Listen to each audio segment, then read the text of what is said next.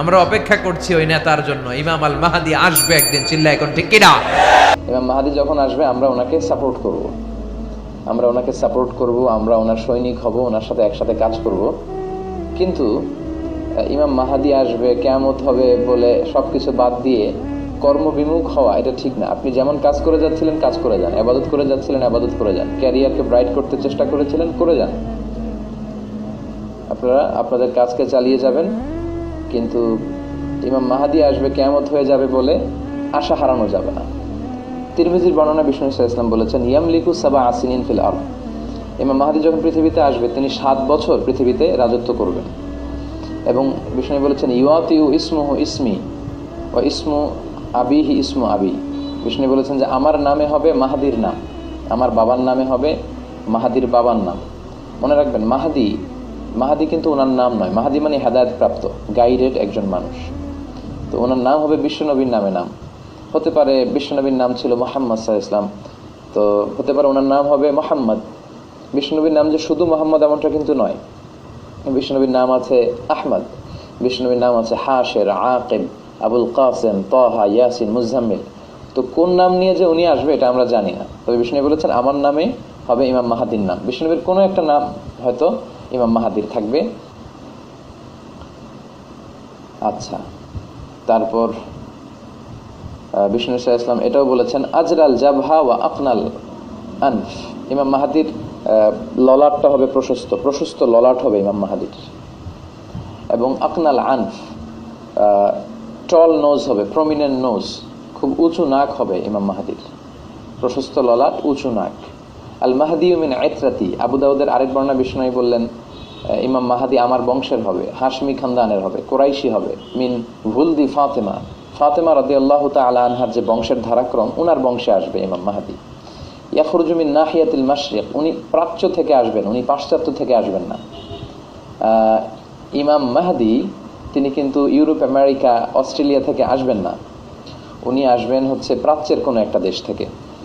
ইয়ামলাউল আরদা কিসতান ওয়া আদলা। আবু দাউদের আরেক বর্ণনায় বলা হয়েছে যে তিনি পৃথিবীতে যখন আসবেন তখন 7 বছরের শাসনামলে উনি পৃথিবীকে ন্যায়, নীতি, সাম্য, ভ্রাতৃত্ব, ইনসাফ আর জাস্টিস দিয়ে পরিপূর্ণ করবেন। অবশ্য কোনো কোনো বর্ণনায় পাওয়া যায় উনি 8 বছর থাকবেন, কোনো বর্ণনায় পাওয়া যায় 9 বছর থাকবেন। তবে 7 বছর যে থাকবেন এই মতামতটা বেশি শক্তিশালী। তো এই হচ্ছে ইমাম মাহাদির ব্যাপারে সংক্ষিপ্ত পরিচিতি। যিনি প্রশ্ন করেছেন, ভাইয়ের প্রশ্নের উত্তর আমরা এতটুকু বলবো। তবে ইমাম মাহাদি চলে আসবেন 2 বছর পরে, কিয়ামত হয়ে যাবে, এ নিয়ে হতাশ হওয়ার কোনো কারণ নেই। কারণ এই কথাগুলো অনেক যুবকদেরকে কিন্তু হতাশ করে দিচ্ছে, তারা কর্মবিমুখ হয়ে যাচ্ছে। বরং এমনটা না করে আপনাদের যে এনথিউসিজম, আপনাদের কর্মস্পৃহা, উম্মাকে সামনের দিকে এগিয়ে নিয়ে যাওয়ার জন্য আপনাদের যে কর্মতৎপরতা, আপনাদের প্রাণঢালা উচ্ছ্বাস, জীবন শক্তি, এগুলোকে কাজে লাগাতে হবে। ইমাম মাহাদি যখন আসবে তখন আমরা দেখব, তখন আমরাই সবাই কথা বলবো ইমাম মাহাদির ব্যাপারে এবং ওনাকে আমরা সাপোর্ট করবো ইনশাআল্লাহ। আশা করি প্রিয় ভাই উত্তর পেয়েছেন। আরেকজন প্রশ্ন করেছিলেন, পুরুষরা কি আঙ্গুলে আংটি পরতে পারবে? আসলে জুয়েলারি, অর্নামেন্টস এগুলো নারীদের জন্য, পুরুষদের জন্য নয়। তবে হ্যাঁ, পুরুষদের আংটির বিষয়টা ভিন্ন। পুরুষরা চাইলে আংটি পরতে পারবে। কোন হাতে পরবে? তারা ডান হাতে পরবে। বিষ্ণু ইসলাম ডান হাতে আংটি পরেছেন, কেন রাসূল সাল্লাল্লাহু আলাইহি ওয়াসাল্লাম ইয়ালবাস খাতাম মিন ফিদ্দা। রাসূল সাল্লাল্লাহু আলাইহি ওয়াসাল্লাম রূপার আংটি পরতেন, রূপার আংটি রাসূল সাল্লাল্লাহু আলাইহি ওয়াসাল্লাম পরতেন। ফি ইয়ামিনিহি, ওনার ডান হাতে পরতেন। আর ওয়াকানা ফাসুহু মিনাল হাবাসা, আর রূপার আংটির মধ্যে তিনি হাবাসা মানে বর্তমান ইথিওপিয়ার থেকে আনা একটা পাথর তিনি বসিয়েছিলেন। তাহলে রূপার আংটি পরতেন ডান হাতে।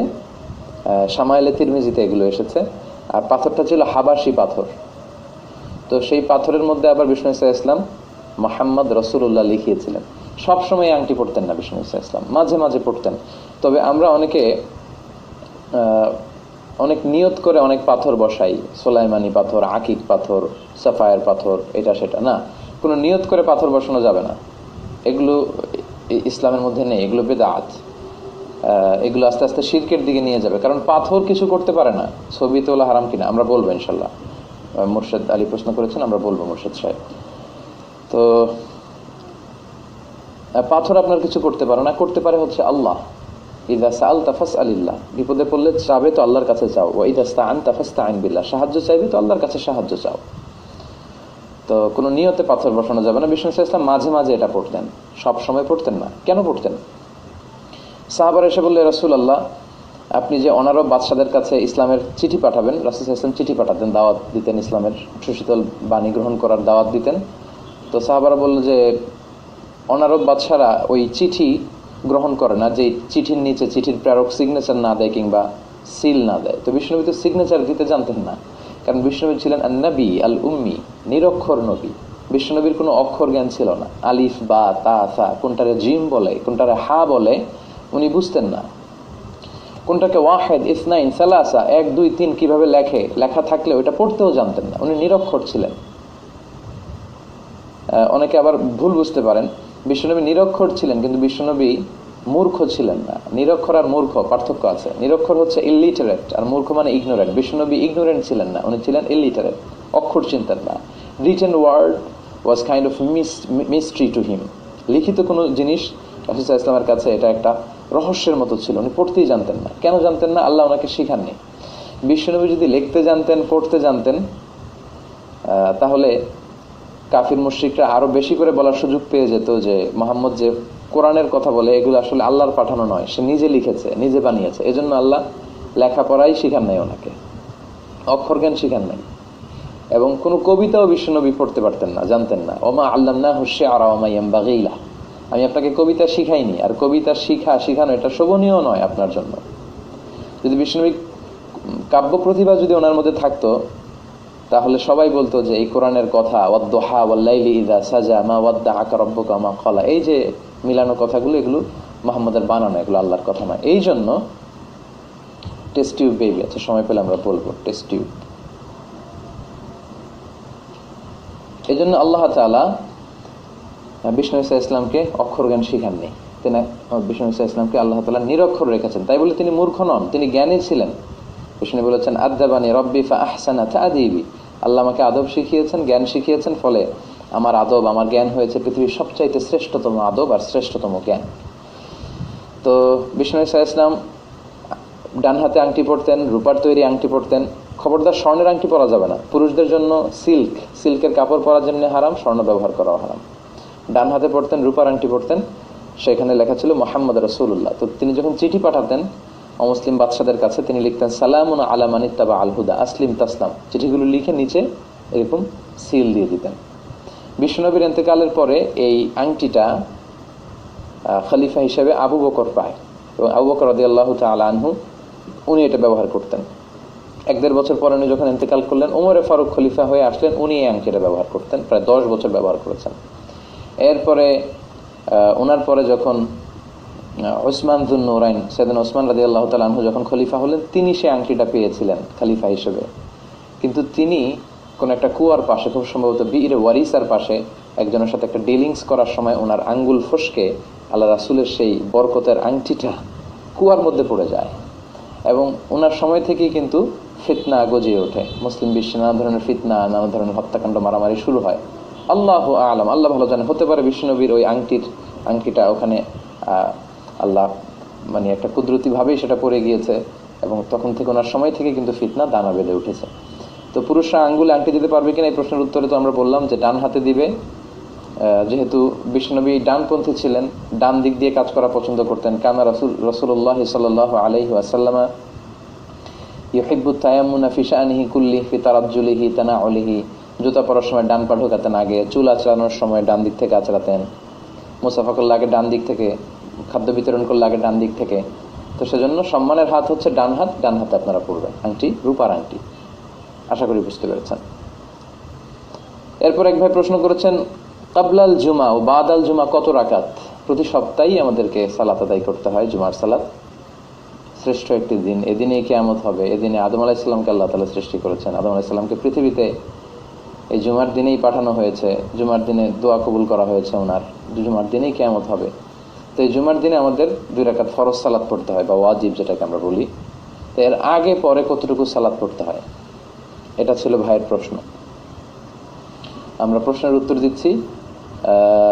1200 জন ইতিমধ্যে আমাদের সাথে যুক্ত হয়েছেন। আমি আপনাদেরকে বলবো যারা দেখছেন তারা শেয়ার বাটনে ক্লিক করে এখনই অন্যান্যদেরকেও আমাদের লাইভ প্রোগ্রামে যুক্ত করে নিতে পারেন। তো জুমার সালাতের আগে কয় রাকাত, পরে কয় রাকাত? জুমার সালাতের আগে হচ্ছে 2 রাকাত। বিশুদ্ধ মত অনুযায়ী, সুন্নাহসম্মত যে মত, সেটা হচ্ছে জুমার সালাতের আগে আপনি 2 রাকাত পড়বেন। মসজিদে ঢুকেই 2 রাকাত পড়তে হয়, এটা পড়বেন। ওটা পরে যদি আরো সময় পান আপনি আরো পড়বেন, অর্থাৎ ইমাম সাহেব খুতবা দেওয়ার আগ পর্যন্ত আপনি 2 করে মা কুদ্দির আলাকা মা কুদ্দির আলাহু, আপনার যতটুকু সুযোগ হয়। তার মানে বোঝা গেল জুমার সালাতের আগে ক্বাবলাল জুমা এটা সুনির্ধারিত নয়, এটা অনির্ধারিত। 2 করে যদ্দূর পড়া যায়। আচ্ছা, আর বাদাল জুমার ক্ষেত্রে সহিহ সুন্নাহ যেটা এসেছে 4 রাকাত। বাদাল জুমা আপনি পড়বেন 4 রাকাত যদি মসজিদে পড়েন, আর যদি ঘরে গিয়ে পড়েন তাহলে 2 রাকাত। আল্লাহ রাসূল সাল্লাল্লাহু আলাইহি ওয়াসাল্লাম মসজিদে নববীতে যখন বাদাল জুমা পড়তেন তিনি 4 রাকাত পড়তেন, ঘরে গিয়ে পড়লে 2 রাকাত পড়তেন। তো আশা করি বুঝতে পেরেছেন যে ক্বাবলাল জুমা অনির্ধারিত 2 করে যদ্দূর পড়া যায়, আর বাদাল জুমা 4 রাকাত, ঘরে পড়লে 2 রাকাত।